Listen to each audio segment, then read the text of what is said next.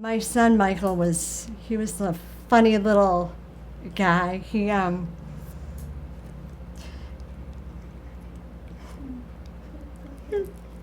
okay.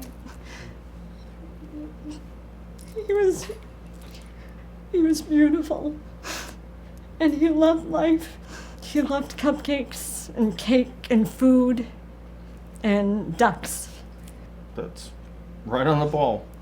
And he loved everything sensory.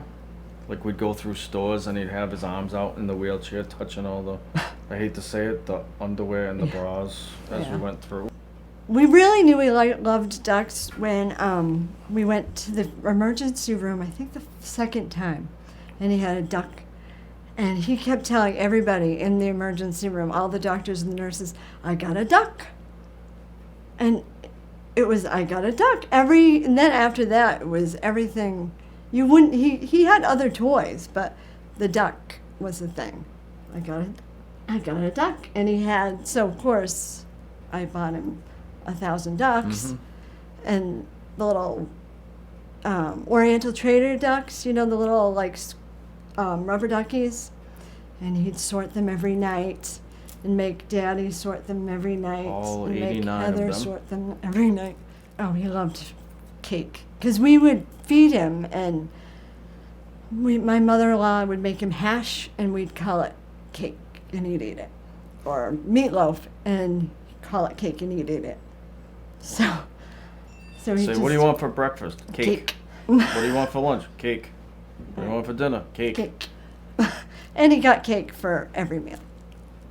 Michael was diagnosed with spinal muscular atrophy. And the way I always describe SMA, as it is for short, is it's just like Lou Gehrig's disease, except it attacks small children. It's a form of accelerated form of muscular dystrophy, which is actually the deletion of the SMN1 protein on chromosome 5 in the DNA. The severity of the disease is determined by how much SMN2 protein there is. So there's 4 different stages of SMA. There's SMA1, SMA2, SMA3, and SMA4 is actually adult onset SMA. So the diagnosis is dependent upon when the person is diagnosed with the disease.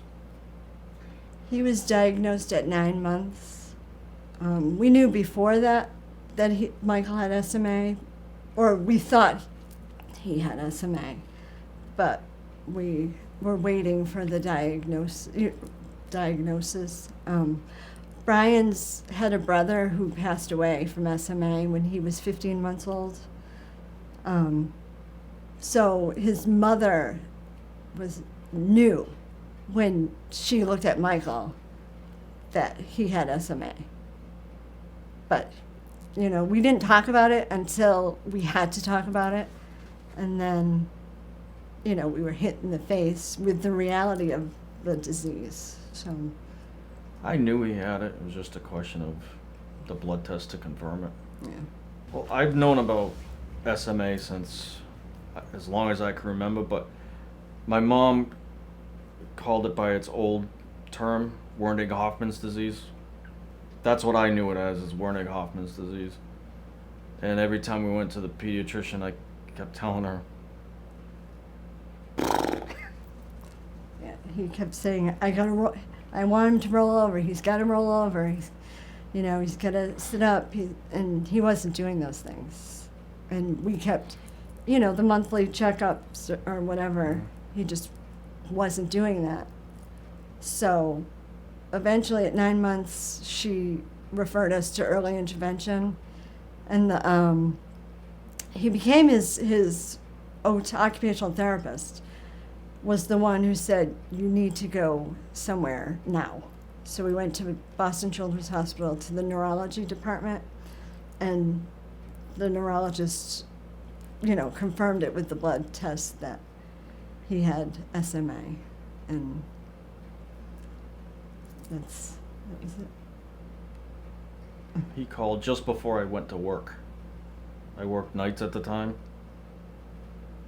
And I called my parents because they were, of all places, at the casino to come home. And I waited, and for some reason, instead of staying home, I went to work. Shock. Mm. I just went to work. Okay. The only thing I ever thought of about that was if there was a family to be born into with SMA, this was it. Because of the experience of my parents. She was working with severely disabled children. She has a master's degree in early childhood education. I mean, it's just not that there's any perfect family to be born into with a disease like that, but this, I guess ours wasn't a bad one.